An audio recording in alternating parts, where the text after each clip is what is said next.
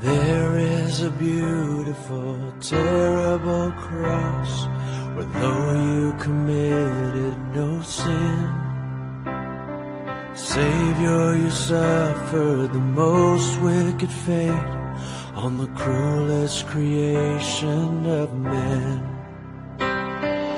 Yet on that beautiful, terrible cross, you did what only you could, turning that dark-inspired evil of hell into our soul's greatest good. We see the love that you showed us. We see the life that you lost. We bow and wonder and praise you for the beautiful, terrible cross.